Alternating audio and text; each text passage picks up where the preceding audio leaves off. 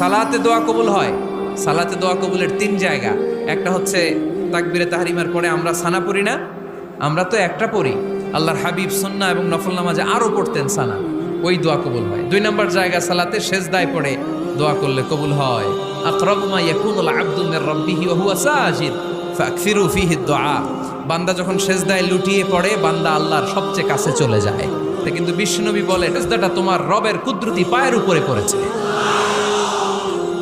সেজদায় পড়ে দোয়া করেন।